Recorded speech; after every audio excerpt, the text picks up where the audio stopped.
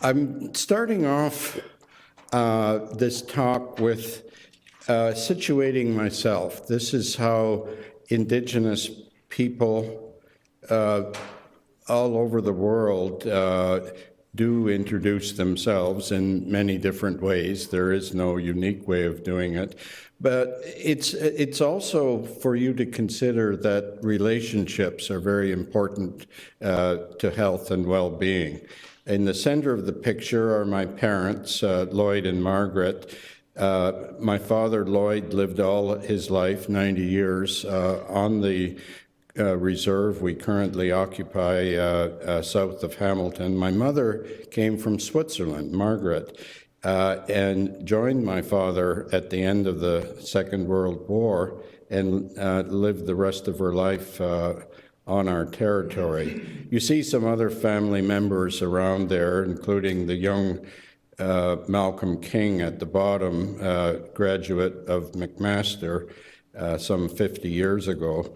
And the colorful fellow in the upper left is Chief George King, my great-great-grandfather, who was born on Toronto Island in 1815 when it was still unceded territory. And he grew up in what's now Mississauga, but our community packed up in 1847 and moved to where we currently are, south of Hamilton, on a little corner of the much larger Six Nations Reserve. So we do share a lot with, as Anishinaabe people, with our Haudenosaunee brothers and sisters. I'm going to start off, as I often do with these lectures, with a very brief history of Canada. This really does take a whole hour or two, but I've compacted it down in what I think are real essentials. Canada was not conquered, it was negotiated. Some other colonial powers did conquer countries such as Mexico and Peru, but it wasn't the case in Canada. It was negotiated by a series of treaties, and there are still treaties to come. Our national capital sits on unceded territory, and most of British Columbia is still not subject to formal treaties. There are a lot of aspects of the colonial system that are important to health, and perhaps nothing more important than the Indian Act, which came early in Confederation in 1876, because it defined us as Indians. I don't look very Indian. I told you my mother came from Switzerland, but I have the status of a Indian, not First Nation, because that's how it's defined.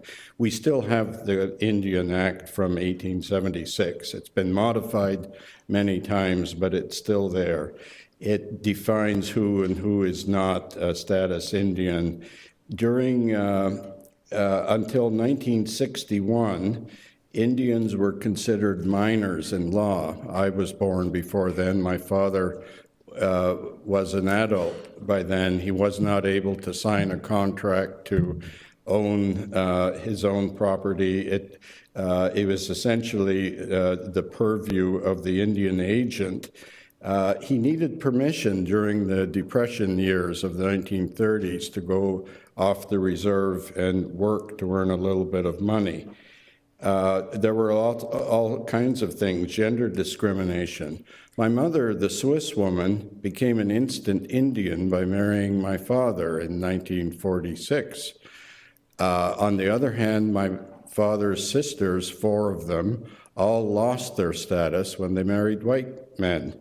And they eventually got it back after 1986 when the law changed. And my cousins, who were just as Indian or not Indian as I am, then all became Indians again. There was the residential school, which I'll have more to say about, and other things too. I think most Canadians have heard about the residential schools, which went on for more than 100 years, starting with that year of the Indian Act. They were really part of it. It was the object of the residential schools to take children away from their families, their communities, and educate them in church-run schools where they would not be able to practice their religion nor speak their language. That had huge implications on their health and well-being. That more or less came to a stop in the 1960s, although some residential schools continued. But then the problem became First Nations children in care when the federal government transferred responsibility for children's welfare, First Nations children welfare, to provincial jurisdictions.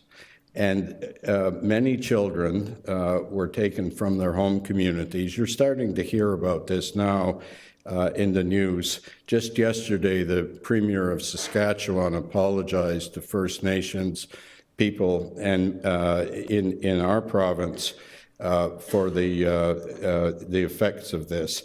It had the same kinds of effects as residential schools because children were taken from their homes, sometimes as infants, but certainly in early years, and in many cases never reconnected. They were disconnected from their language and culture and their extended families.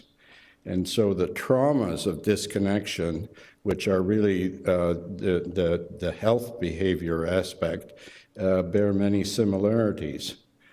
And then, as almost a natural consequence to all of this, we know that children in welfare often end up more frequently in the criminal justice system, and this is certainly true with Indigenous children. And Indigenous people make up somewhere between have somewhere between 5 and 10 times the probability of being in the criminal justice system, and this is generational. So this is a conceptual model of how all of this stress and trauma ultimately leads to downstream health behaviors and then ultimately health effects. It could start with just racism, but colonialism, in fact, is in a way the major problem in this country, and it's probably true in many countries for Indigenous people. What I've got to say today, I'm illustrating with examples and data from Canada, but I think it has applicability all over the globe in terms of Indigenous populations within their countries.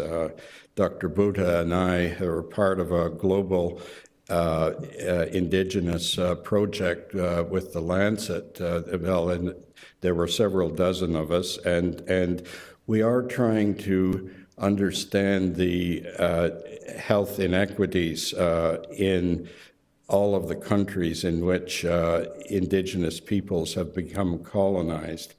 So in Canada's case, colonialism led to residential schools, the 60 Scoop, foster care, and socioeconomic variables, including poor housing, low income, ultimately leading to things like food insecurity and malnutrition.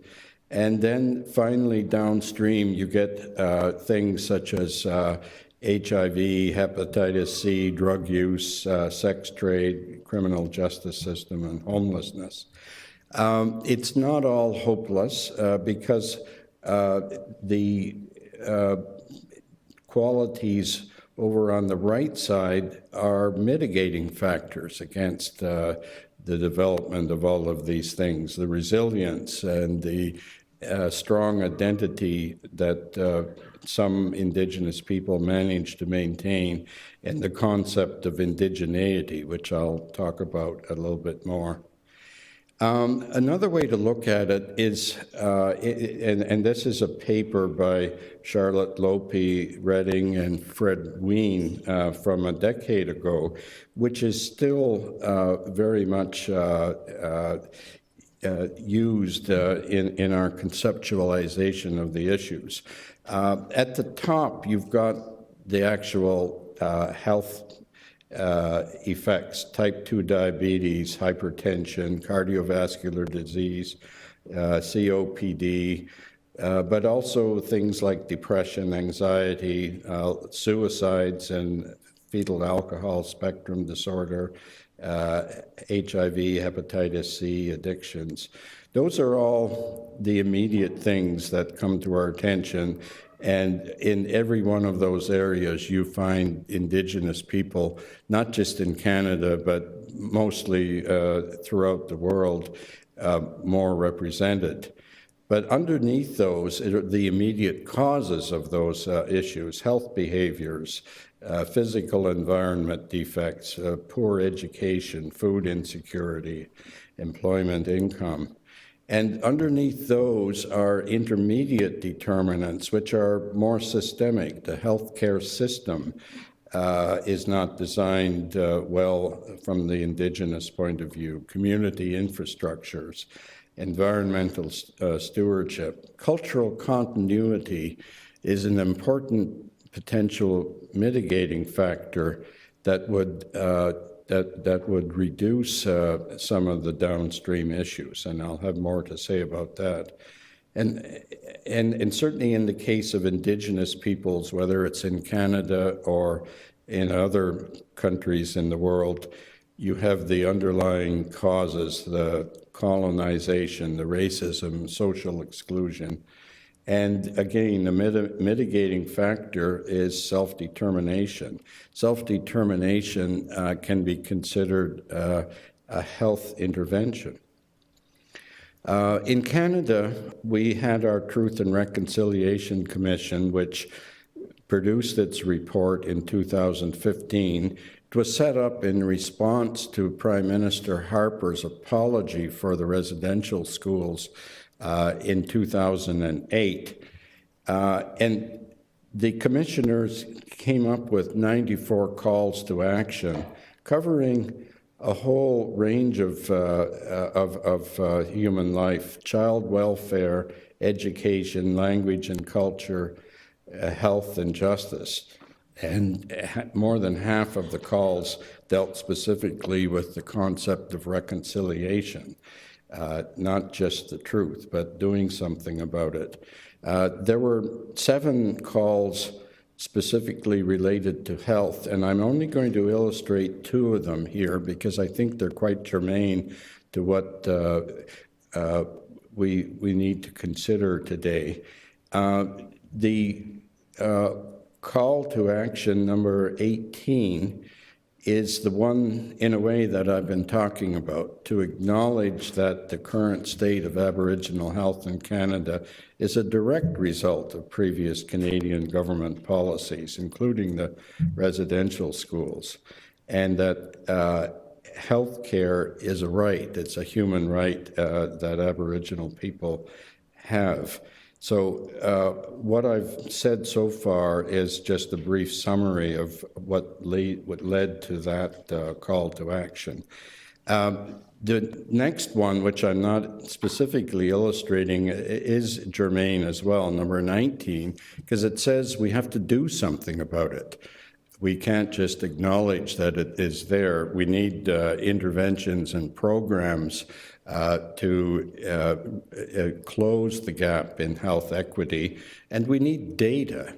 We can't know that we've been making progress unless we have data. And then going back to the Lancet collaboration that I mentioned, this needs to happen in all parts of the globe where there are Indigenous people.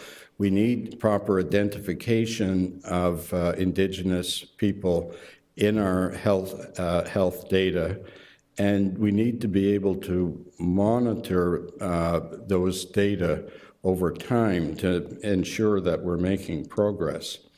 The other one that I want to look at specifically in today's lecture is number 22, and it's calling on those who can affect change, and that includes people within this room, whether you're currently in those kinds of positions or whether you're trainees and will become in those positions.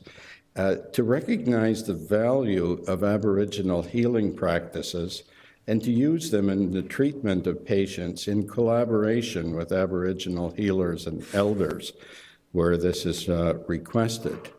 That's a principle that has been applied in a number of places here in Canada and other parts of the globe, but not widely.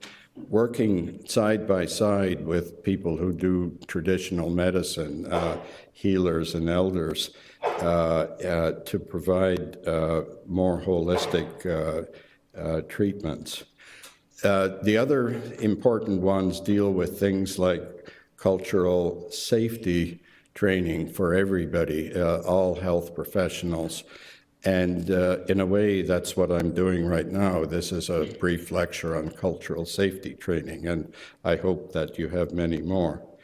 I want to turn now to Indigenous worldviews, because I think it's important to understand these. I'm happy to share this slide material with the audience. But one thing that we see in most, if not all, Indigenous societies is this sense of connection with the land, with nature. It expressed in many different ways, and it's certainly contextualized. A Cree person living on the prairies will have a different connection to that land and nature than a Cree person in northeastern Ontario or northern Quebec, where the land is very different.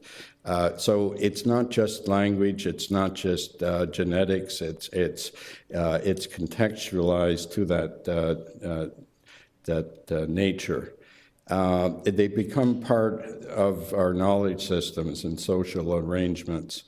And knowledge has many different characteristics, but experiential, observational are very important. And kinship includes not just what Western society sees as kinship, but kinship with animals, with spirits, with nature. And time has this cyclical aspect to it. I've mentioned the term indigeneity. It should not be confused with indigenous status or indigenous ancestry. It's a concept brings in these things I've been talking about, an affinity with the land, a capacity to live the culture, an idea that self-management is important and equitable participation. One of my academic heroes, Professor Sir Mason Dury of New Zealand, has written extensively on this. He's now alive and well and still working at age 80, and he's a hero in that aspect too. We have many different conceptualizations. On the right is teepee teachings. I'm sorry that you wouldn't be able to read any of it, but that's very important in the prairies, in Cree and Saulteaux culture. But on the West Coast, the First Nation Health Authority has developed a different kind of thing. But all of these conceptualizations really bring in the idea of connections to people, connections to land and culture. So decolonization, that's a difficult term. But if we start with colonization, so what happened when Europeans came to this continent some 450 or 500 years ago? Well, to northern North America. I guess it was about 500 years. Two groups of people came together, those with Western worldviews and Indigenous worldviews. These are actually multiple worldviews. The French worldview is different than the English or the Spanish. But nevertheless, in coming together, they needed to find some common ground. And this Cree scholar, Willie Ermine, called this ethical space. And it's really necessary when two groups get together. This is how it started out with those original treaties, and I'll get to those in a moment. But it went off the rails as colonization proceeded, and instead we had the dominance of the Western worldviews and the power imbalance that resulted in treaties that were less and less respectful or treaties among equals. So what effect could this sort of thing have on health? This, again, I'm illustrating from works related to hepatitis C in particular, because my wife Alexandra and I have published in that area. But I think it applies to all of those downstream health effects that result from colonization. So this is the balance that, or one representation of balance in health, the physical, spiritual, emotional, and mental that many indigenous cultures see. And these concentric circles from individual, family, community, nation, and society. And two of the important effects or aspects are the connected self. It's not just an individual, but it's an individual in the context of all this, and the concept of wellness, which is not just the absence of disease, but this balance in life that leads to wellness.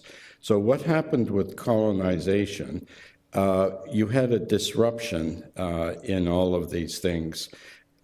Disruption, disconnection from culture and land, and the result is emotional deregulation, and the underlying cause is this historic unresolved grief. This is from the writings of Maria Braveheart, an American Indian professor at Columbia, who's written about this.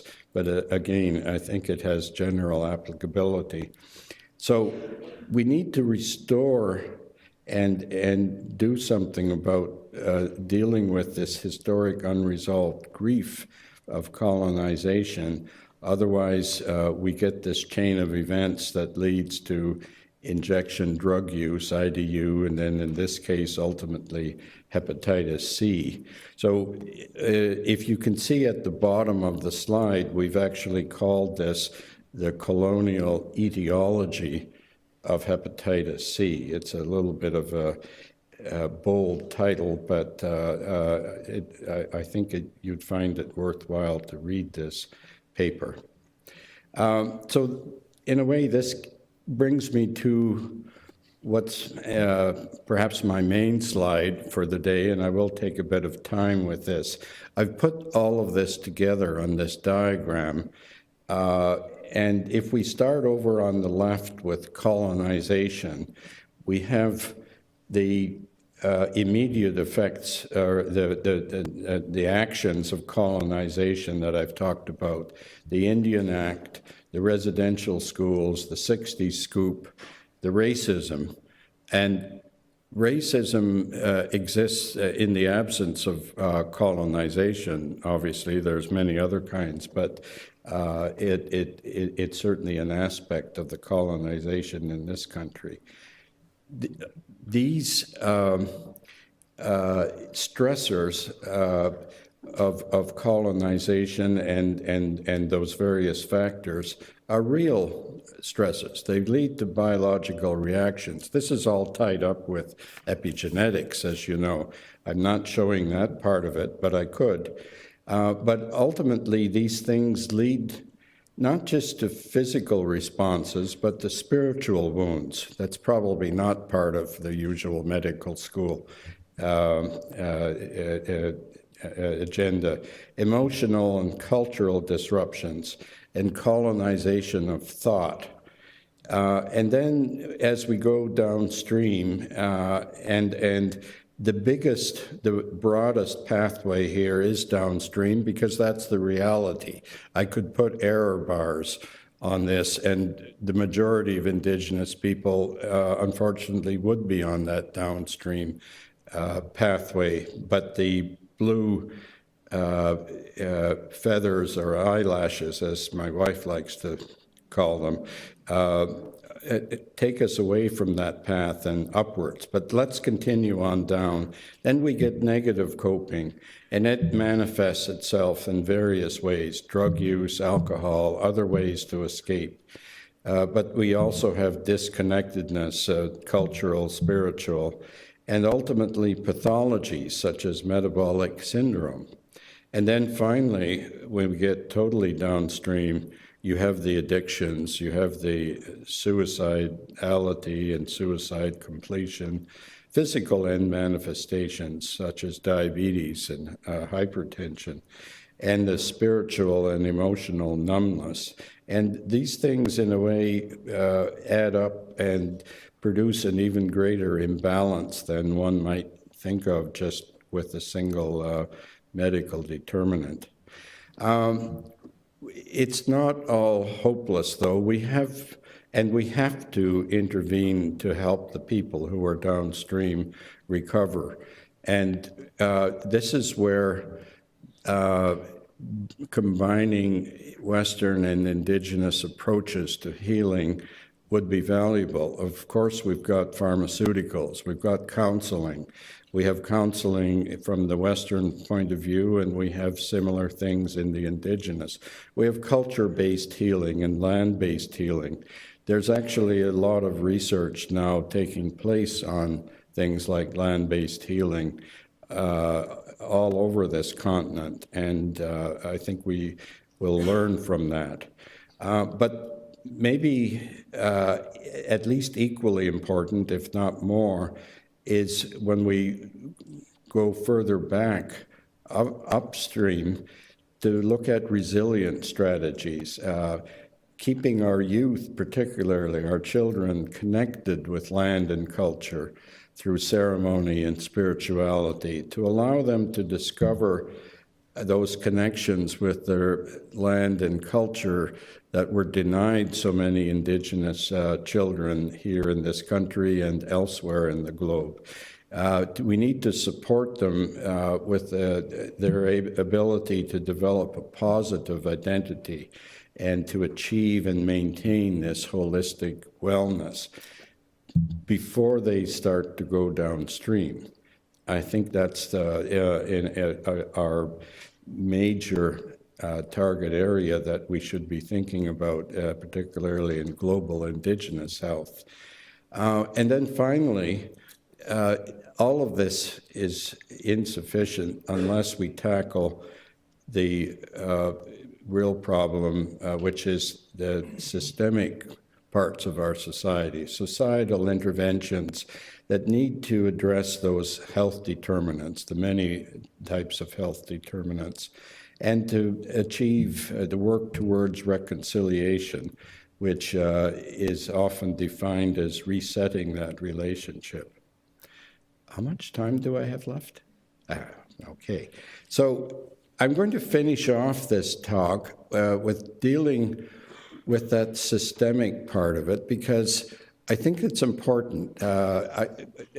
We as health professionals, as researchers, need to be part of not just on our own individual course, our careers and so on, but we need to push for systemic reform, along with individual behavior changes and so on. This is from a paper by Gaudry and Lawrence. Adam Gaudry is a Métis man who is now a professor at the University of Alberta. I used to be there for many years. He's an Indigenous Studies professor. And what he has to say in this paper, I'd encourage you to read it, deals directly with our education institutions, our universities. But I think it equally applies to our health system institutions. So he describes indigenization as 4 stages, but reconciliation, so just going to the title at the top, reconciliation is the second half of Truth and Reconciliation. That's what the Commission talked about. This is what Prime Minister Trudeau agreed to accept, all 94 recommendations. And it involves 2 things. It involves decolonization as well as indigenization. I don't actually like this term indigenization because it has negative connotations. It means the Indigenous people can do to the Western people, to the Europeans, what they did to us for the last 150 years. That's not what it's about. That's not what it should be about. So reconciliation really ought to be reversing and resetting that relationship between Indigenous and Western society. Anyway, that term has caught on, especially in our universities. I think every university in Canada has some kind of indigenization committee now. I'm overwhelmed by them in a way. But there's 4 stages of it. Inclusion is sort of the first stage, bringing Indigenous people into the academy. And I think we're all working at that. We're making some progress. Gaudry and Lawrence then go on to the middle stage, which is reconciliation, indigenization, and then what he terms decolonial indigenization, and that's actually in 2 parts. But the first part is the health, not the health equity, but the employment equity aspect. And the second part is what I call 2-eyed seeing, incorporating Indigenous ways of knowing and doing into the system, like working side by side with Indigenous healers. So you're all familiar with gender equity, and again, Canada has made great strides on that. CIHR, that's a major part of what it does. But for every stage of gender equity, we could substitute Indigenous for gender. And this is what we would get. We go from Indigenous unequal, perpetuating the inequalities, Indigenous blind, but that really doesn't do anything, and then Indigenous sensitive, specific, and then finally transformative. And so we need to do the same kind of thing in a way that we've done with our approaches to gender equity and bringing Indigenous people into the health system, into the academy. But going beyond that, and this is this concept, I know Phil Sherman, who's sitting there, is very familiar with this, 2-eyed seeing, which came from a Mi'kmaq elder, Albert Marshall, and it's the synergy of applying both Western and Indigenous ways of knowing, in this case to health system treatments, but it can be in almost any system. And using your both eyes together, of course, is a much better way to do things. I won't maybe spend much time on it, but my favorite author, Thomas King, we're not related, is basically said that we should have done this with our education system, introduce Native values that would have enriched not only the Native system, but the Western system as well. So I'll just finish off briefly with the last of it, which is colonization. And I'm introducing Geschwente, the two-row wampum belt, because that was the original treaty that was actually between equals. It was between the Dutch in New York State, or what's now New York, and the Haudenosaunee, the Mohawks and their allies. And it was a parallel thing. And down at the bottom, it basically says, neither of us will try to steer the other's vessel. So the Haudenosaunee maintained their way of life, or that was what was meant, and the Dutch, who then, of course, it became the British who took it on. And this treaty is still in effect. George Washington accepted it as part of the new United States of America.